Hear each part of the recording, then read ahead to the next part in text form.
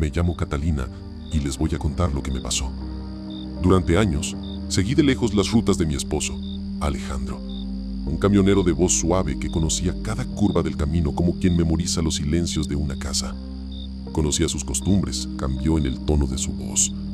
En las semanas previas a su último viaje, Alejandro empezó a despertar asustado. Decía que soñaba con manos grises, dedos largos que se cerraban sobre su pecho y brazos, como si intentaran sacar a alguien de su propio cuerpo.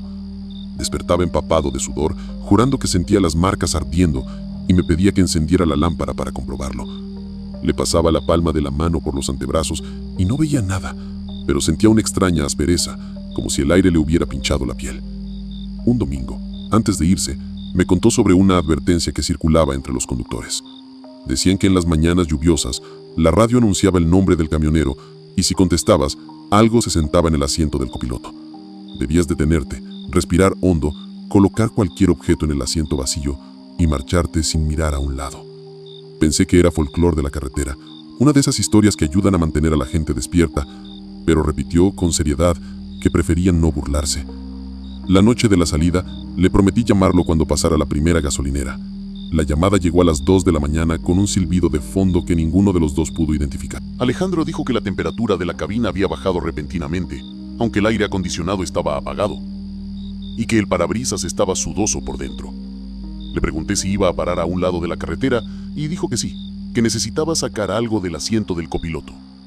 Hubo silencio, luego un clic sordo, y luego el sonido del motor se volvió irregular, como si el camión contuviera la respiración. Alejandro susurró mi nombre y al mismo tiempo me preguntó si podía oírlos. Intenté mantener la calma, pidiéndole que describiera lo que veía, pero él solo decía que sentía un peso, una presión, un abrazo gélido en el pecho. Intenté hablar más alto y la conexión empezó a cortarse. Volví a llamar 3 veces y la cuarta contestó jadeando. Dijo que no se había detenido, que no podía, que temía que algo entrara al abrir la puerta.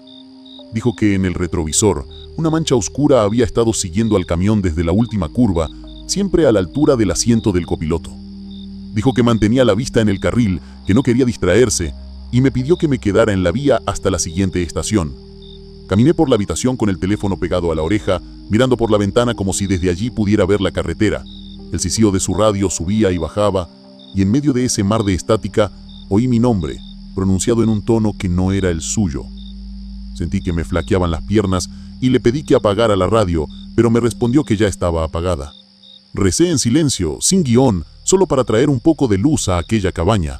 Dijo que la temperatura volvió a bajar, que el aire parecía penetrar, y juró haber visto la huella de una mano en el vapor del cristal. Le pregunté si la carretera estaba vacía, y me dijo que sí, que solo los faros barrían el asfalto y devolvían un brillo sucio a los platos mojados. Entonces se le quebró la voz y dijo que algo le apretaba los brazos, como en el sueño, y que no podía aspirar aire. Le pedí que repitiera mi nombre en voz alta, como si estuviera atrayendo a alguien, y le prometí que me quedaría allí, escuchando cada respiración. Obedeció, diciendo Catalina 2 veces, y a la tercera, la llamada se entrecortó. Fue como si una mano hubiera pasado por encima del hilo invisible que nos separaba. El teléfono se quedó en silencio, y cuando volvió a sonar, solo se oía un pitido, el típico error del sistema que atravesaba la noche y me penetraba el pecho. Los siguientes minutos fueron una coreografía de pánico. Llamarlo a él, a la empresa, a la gasolinera más cercana, a un amigo que a veces hacía la misma ruta. Alguien dijo que avisarían a la patrulla de carreteras, otro pidió la matrícula y yo repetí la información como quien recita un salmo. La casa, demasiado grande en ese silencio, parecía inclinarse para escuchar conmigo. La llamada que llegó a las 4:20 no era de Alejandro. Un agente en voz baja me preguntó si era la esposa del conductor y confirmó que había habido un accidente unos kilómetros antes de la gasolinera acordada. Dijo que la camioneta se había salido de la carretera, rozado la barrera de seguridad y se había detenido de lado como un animal ciego buscando descanso en el arcén. El agente habló con cuidado, como si pisara un cristal, y lo entendí antes de que terminara. Horas después, en la comisaría, me permitieron ver algunas pertenencias. Me habían quitado la radio por precaución y el teléfono marcaba la mía como la última llamada activa. Un agente, mirando un papel, resumió la causa probable como asfixia asociada a una enfermedad repentina, pero no pudo disimular su incomodidad al mencionar las marcas. En su antebrazo y la parte superior del pecho tenía juegas dactilares, como si fueran un tensiómetro. Le pregunté de cuántos dedos hablábamos y me respondió que no podía decirlo, que la lluvia y el rescate habían alterado las señales. Le di las gracias sin saber por qué, como si la cortesía pudiera negociar con lo que no entendemos. Me llevé su chaqueta a casa, impregnada de olor a diésel y a algo metálico que no supe identificar. La colgué en el respaldo de la silla donde solía dejar su mochila, y esa noche la casa se sintió un poco más fresca. La lámpara parpadeó, y me encontré mirando el banco vacío de la sala como si un pasajero invisible esperara mi orden. En los días siguientes no pude evitar recordar la advertencia que Alejandro me había repetido: no respondas cuando la radio te llame. Siéntate en el asiento del copiloto y sigue recto sin mirar. Encontré un viejo osito de peluche en el fondo del armario de nuestro hijo y lo puse en el asiento del copiloto. Un gesto ridículo pero necesario. En mi primer viaje sola, abroché el cinturón del osito como si hiciera un simple pacto con la carretera. Empezaron a llegar mensajes de sus colegas, algunos ofreciendo ayuda, otros contando historias que, en otros tiempos, habría descartado como supersticiones. Uno hablaba de una mujer pálida que a veces ya está sentada cuando se enciende la luz de la cabina. Otro hablaba de las risas de unos niños en una taquería de carretera donde habían olvidado una muñeca vieja. Las historias, aunque diferentes, compartían un hilo conductor: el asiento del copiloto como puerta de entrada entre nuestro mundo y un lugar sin nombre. Una tarde abrí el cuaderno de Alejandro donde anotaba consumo, extractos y consejos. En una página, entre números, había una línea sin fecha. Si el frío aprieta de repente, háblame aunque no esté. Recorrí la frase con el dedo como si buscara textura, y sentí un extraño consuelo, como el que le confiamos al viento cuando nadie nos escucha. Cerré el cuaderno y lo devolví a su sitio, sintiendo como si hubiera encontrado una voz. No tengo respuestas, y he aprendido a desconfiar de quienes las ofrecen como si fueran fáciles. Quizá todo se explique por la falta de sueño, el estrés, el peso de tantos kilómetros añadidos a un cuerpo cansado. Quizá las marcas sean solo las secuelas del rescate, mi piel reaccionando a la fuerza de las circunstancias.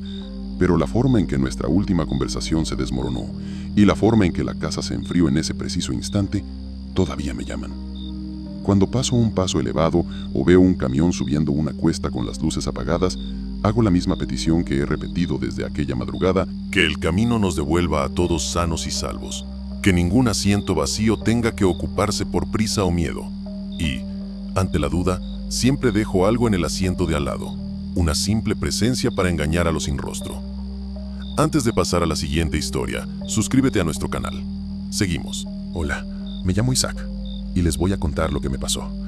Conduzco de Zacatecas a Aguascalientes en una camioneta sencilla, y esa semana la lluvia parecía haber decidido instalarse en la montaña. Salí tarde del taller, retrasado por una llanta que se pinchaba constantemente, y me prometí no empujar nada. Aún así, cuando el reloj del tablero dio las 2 de la mañana, todavía estaba subiendo la colina de la antena. La cabina estaba caliente de mi lado, y fría el del copiloto, una diferencia que había visto antes pero nunca como esta. Respiré hondo, y el cristal se empañó solo del lado izquierdo, como si una parte de mí estuviera viva y la otra dormida. Fue entonces cuando vi, con el rabillo del ojo, una silueta nítida en el asiento vacío. Giré la cabeza y vi el rostro de una mujer pálida, ya sentada, mirando al frente como si llevara horas viajando.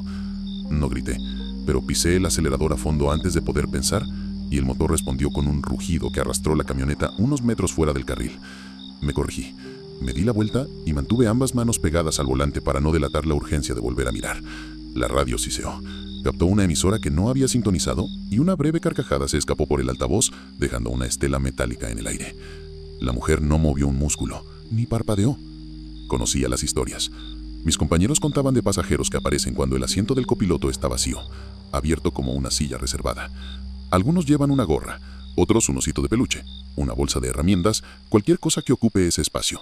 Nunca lo creí del todo, pero esa madrugada habría dado la mitad de mis pertenencias por una mochila tirada allí. Seguí conduciendo unos metros, repitiendo que era solo mi imaginación, que era la luz de los faros reflejándose en un plástico.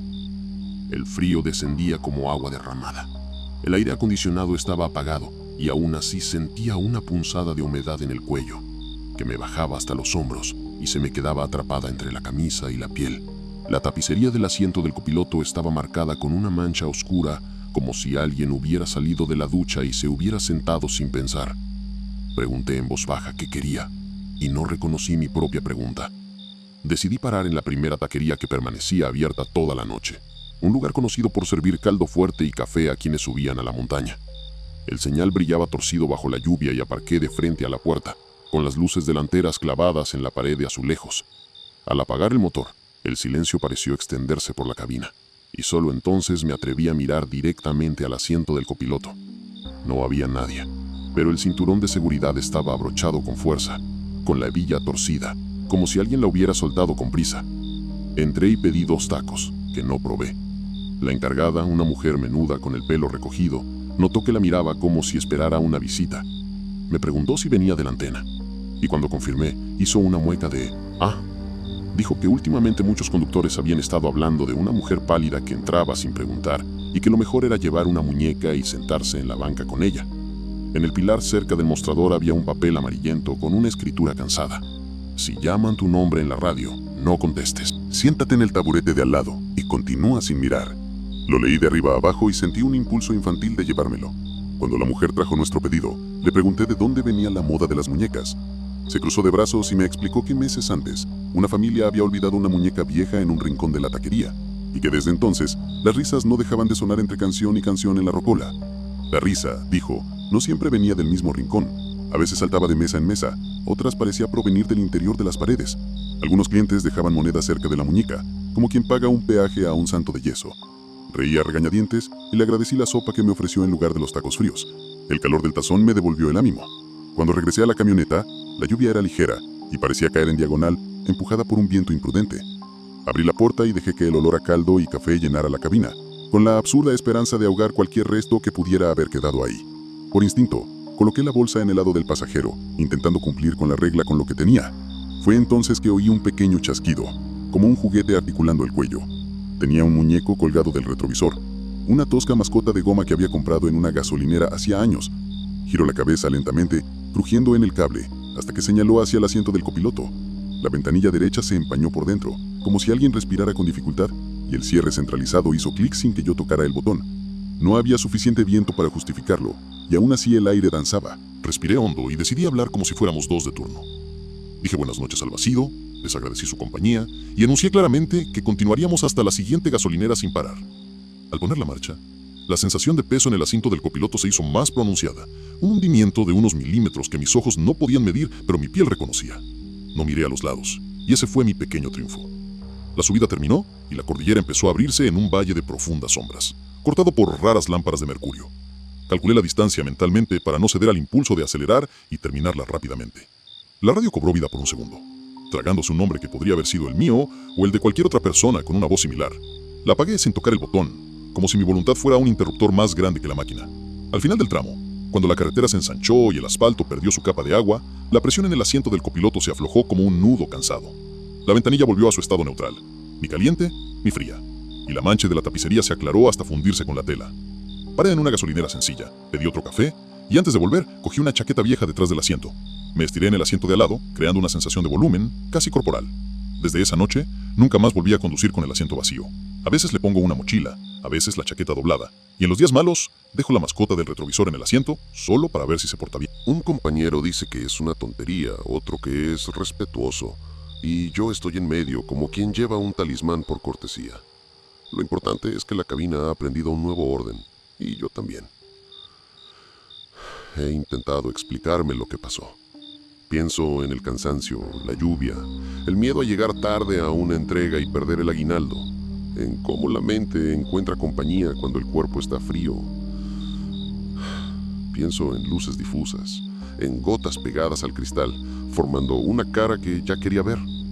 Pero la forma en que el cinturón parecía retorcido y la forma en que el juguete giraba el cuello sin suficiente viento no encajan en mis ecuaciones. Regreso a la taquería cuando puedo.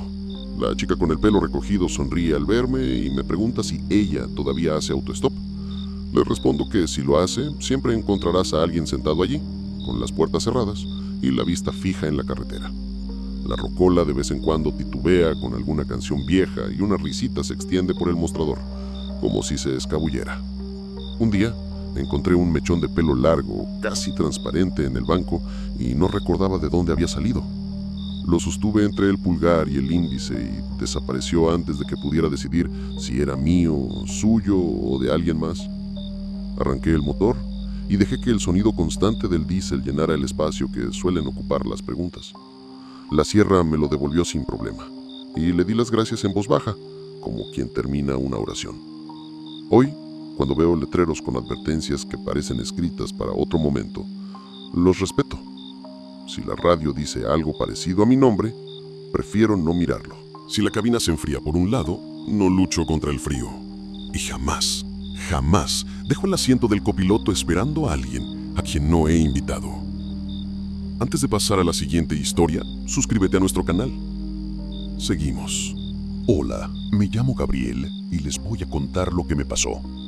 Cruzaba Hidalgo por una ruta conocida, cargando piezas de maquinaria que tintineaban suavemente con cada tramo de asfalto.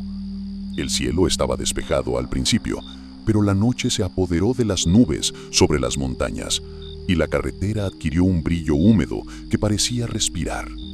Encendí las luces largas en los tramos vacíos y las bajé cuando apareció una luz a lo lejos, siguiendo el ritmo como quien le habla a un animal grande y testarudo. No había música en la radio, solo el siseo que a veces parece formar palabras que no queremos entender. Eran más de las 11:30, cuando el olor a gasolina entró en la cabina como si alguien hubiera abierto una lata. Revisé todos los indicadores, busqué fugas con la vista, respiré hondo 2 veces y sentí que el olor crecía, caliente, aceitoso, expulsando un vapor que no coincidía con la temperatura exterior. El tablero de instrumentos se encendió y apagó con un breve hipo, y me apoyé ligeramente en el volante para escuchar las vibraciones de la carretera. Fue entonces cuando vi, a unos 50 metros de distancia, a un hombre de pie bajo una farola, con la piel oscura como el carbón húmedo, con la mirada perdida en el arcén. Ya había oído hablar de ese tramo. Años antes, una tragedia había sido noticia, un incendio que devoró a una multitud y dejó el suelo marcado con cruces improvisadas. Mis compañeros decían que, en las noches más tranquilas, aparecían figuras sin pedir permiso, trayendo calor donde el mundo aún contenía cenizas. Nunca discutí con eso, pero tampoco me burlé, porque el camino cobra un alto precio a quienes desafían lo que esconde. Lo cierto es que esa noche no tuve el valor de conducir despacio. Pasé de quinta a cuarta, me mantuve en mi carril y consideré parar en la gasolinera que había al otro lado del paso elevado de hormigón gris. Sabía que, por norma local, mucha gente evitaba aparcar bajo los puentes después de medianoche, así que mentalmente marqué el siguiente kilómetro de la salida. El hombre no se movió y el resplandor anaranjado de la farola hacía que su piel pareciera una cáscara quemada, agrietada en líneas curvas. Al pasar junto a él, una brisa cálida entró por la ventanilla ligeramente cerrada y me golpeó la cara como si saliera de un horno antiguo. El olor a gasolina se mezclaba con el de tela quemada y sentí la boca seca, como si algo me chupara el agua de la lengua. El aire de la cabina, que hasta entonces había estado equilibrado, se volvió denso y la ventilación susurró por sí sola con un rasguño parecido a una respiración. El control de crucero parpadeó, desactivándose sin que mi pie tocara nada, y la carrocería dio una pequeña patada, como si alguien se hubiera subido al estribo. Respiré despacio para evitar que el miedo se manifestara. Mi padre, Jacinto, solía decir que aprendemos a medir el camino por el silencio que acepta.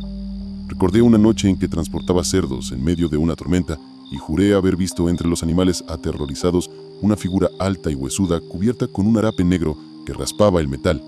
Dijo que la criatura aladeó el cabello como si olfateara, y los gritos de los cerdos se convirtieron en un coro que aún me atormenta el sueño en los días difíciles. Era un niño cuando escuché esta historia, y en ese momento, solo en la cabaña, deseé ser niño de nuevo solo para tener a alguien que me tomara de la mano. El paso elevado se alzaba como una boca oscura, agarrando el cielo con dientes de hormigón. La iluminación era irregular, alternando sombras donde el asfalto parecía perder textura y convertirse en agua negra. Una parte de mí quería acelerar y otra frenar, y ambas luchaban contra el peso del camión, que me instaba a tranquilizarme. Fue entonces que vi, colgadas de los travesaños, 4 formas alargadas, como cuerpos recortados por la tenue luz que venía de atrás. Parpadeé con fuerza para disipar cualquier engaño de mi visión, y las formas se balanceaban como si se rieran de mi miedo. Juro que oí un ligero golpe en el retrovisor, el chasquido de una uña sobre metal. Uno de esos sonidos que sentimos más que oímos. El volante se volvió más pesado por un segundo y la camioneta se desvió medio metro a la derecha, como si una mano testaruda intentara ajustar mi trayectoria. Lo corregí con cuidado, recordando las viejas lecciones de conducción defensiva que me decían que no bloqueara el brazo en tensión. Algo me susurró al oído. Un nombre que podría haber sido el mío, pero que sonaba con una sílaba faltante, como una palabra a medio aprender. A mitad del paso elevado, la temperatura subió de repente y sentí que el sudor me brotaba en zonas donde el viento no llegaba. La radio, silenciada, emitía un ruido seco y repetitivo, de esos que siempre me recuerdan a un pulsómetro. Anuncié en voz alta, solo para mí, que no iba a parar, que iba a la gasolinera de enfrente y que cualquier compañía era bienvenida, siempre que no me tocara. El retrovisor interior reflejaba el contorno del asiento del copiloto, que se hundía unos milímetros, y me obligué a no volver a mirar. Recordé el consejo de un veterano: siempre deja algo en el asiento de al lado, aunque sea un abrigo doblado, para no invitar a un pasajero que no puedas llevar. Agarré la chaqueta de mi padre, que había estado detrás del asiento desde que heredé su camioneta, y la arrastré hasta el asiento del copiloto sin apartar la vista de la carretera. La chaqueta cayó con un peso que me sorprendió, como si alguien hubiera aceptado la invitación. El aire dejó de hervir por un instante, y la camioneta volvió a obedecer a mi toque. El olor a gasolina, sin embargo, no desapareció. Permanecía en la cabina como un recuerdo persistente, marcando cada respiración con una presencia inexplicable por las vallas, el tanque o cualquier otra cosa que conociera. Mezclado con él, había un toque de perfume viejo, de barbería, que asocié con fotografías amarillentas y hombres con camisas blancas que, sin querer, habían tentado la suerte. Fue en esta mezcla de olores que una risa breve y seca resonó desde la radio, como si surgiera de un dolor de garganta. Salí del hueco, y el camino se abrió a un tramo de farolas bajas, donde la luz parecía reticente a detenerse. A un lado, más allá de la barandilla, se asomaban matas de hierba alta, y vi, por una fracción de segundo, una llama azul del tamaño de una mano que se cernía sobre el suelo. Pensé en las descargas que a veces vemos en días de mucha electricidad, en el gas atrapado que se filtra por las grietas, en cosas que la ciencia explica sin mi permiso. Aún así, apreté los dientes para contener un nombre que casi pronuncié para lo que se balanceaba bajo el puente. La siguiente gasolinera apareció con su letrero parpadeante y 3 camionetas durmiendo con las luces apagadas. Aparqué en una esquina cerca de la entrada, manteniendo la salida despejada, como si calculara mi escape, y apagué el motor para escuchar lo que decía el silencio. El calor tardó unos minutos en disiparse, y el olor a gasolina pareció filtrarse por el suelo como agua que se abre camino. Abrí la puerta despacio, salí con cuidado, y la noche regresó con un frío puro y sincero. Dentro de la tienda, pedí café y un vaso de agua, más sediento de normalidad que de beber. El dependiente, un hombre de aspecto cansado y bigote bien cuidado, me preguntó de dónde era, y cuando mencioné el paso elevado, asintió como asistiendo a una misa antigua. Dijo que no aparca ahí después de las 12, lo cual es una orden no escrita, y señaló una foto en la pared con recortes de periódicos sobre la tragedia. Ambos nos quedamos frente a las fotos unos segundos y sentí que mi silencio respondía al suyo. Regresé a la cabina, con las manos perfumadas por el café, y encontré la chaqueta de mi padre más enrollada de lo que recordaba, casi como si alguien la hubiera llevado. La sacudí con cuidado, la extendí sobre el asiento y le di las gracias en voz baja por haber llegado hasta ahí sano y salvo. La radio volvió a sonar, las luces interiores se estabilizaron y la camioneta respiró como un animal al final de una carrera. Tomé pequeños sorbos para ralentizar el regreso a la carretera y darle tiempo a mi cuerpo de comprender que el peligro tal vez había pasado. Antes de arrancar, miré por el parabrisas y vi al otro lado de la calle las huellas mojadas de un camión que se había detenido y se había alejado a toda velocidad, dejando una huella nerviosa en los neumáticos. Imaginé que alguien vio lo que yo vi, quizá peor, y lo negó tan rápido como pisó a fondo para irse. La carretera, pensé, nos arranca confesiones cuando quiere y nos da silencio cuando lo necesita. Acepté el silencio esa noche como quien acepta una manta sobre un frío banco de hierro. Al reanudar mi viaje, mi curiosidad se desvaneció casi por completo. Decidí no mirar el paso elevado por el retrovisor, no buscar las siluetas que me devolvían la mirada sin ojos, no oler los ecos de gasolina en cada bocanada de aire que entraba por el escape. Simplemente contaba los kilómetros como quien recita un rosario, grano a grano, dejando que la repetición me llevara a través de la noche. Con cada curva que conquistaba, agradecía estar solo yo y mi chaqueta, ocupando el espacio que podía gestionar. Más adelante, donde el camino se bifurca para quienes van hacia Pachuca, una camioneta me pasó y me encendió las luces. El conductor me hizo señas, ¿cómo estás? Y levanté la mano en un breve gesto de vamos. Este lenguaje de luces y dedos me reconectó con el mundo de los vivos, con el discreto club de quienes pasan la noche reconstruyendo el día siguiente. Fue como salir de una larga inmersión con los pulmones ardiendo y finalmente encontrar aire. De vuelta a casa, unos días después, lavé la chaqueta de mi padre y la colgué al sol, pero la tela conservaba un ligero olor que no pude identificar. No era gasolina pura ni humo puro, era un intervalo, un aroma de memoria que se niega a revelar su origen. Consideré donarla, pero luego decidí no hacerlo, porque ciertas cosas funcionan silenciosamente, como un amuleto sin pretensiones. La devolví al gancho detrás del banco, donde permanece hasta el día de hoy, lista para ocupar su lugar cuando la noche llama a la compañía. Sé que casi todo tiene una explicación. La mente se cansa, llena los vacíos, proyecta sombras cuando el cuerpo necesita descansar y no lo consigue. La electricidad juega con el tablero, el viento juega con las puertas, el aire acondicionado canta cuando la correa chirría. Sé todo esto y lo respeto, pero también sé que, esa noche, el calor apareció de la nada. Un hombre carbonizado me vio sin ojos y 4 sombras se mecieron bajo el concreto como esperando mi luz. Desde entonces he seguido las reglas no escritas del camino con la fe metódica de quien aprende del dolor ajeno. No me detengo bajo los pasos elevados después de medianoche, no dejo el asiento del copiloto vacío, no respondo si la radio intenta pronunciar mi nombre con una sílaba torcida. Al pasar por Hidalgo, reduzco un poco la velocidad antes del tramo y dejo que el motor parlotee apaciblemente con la noche. Y si el aire se calienta sin motivo, simplemente digo, lo sé, y sigo adelante, porque hay pasos que no se cierran, simplemente pasan.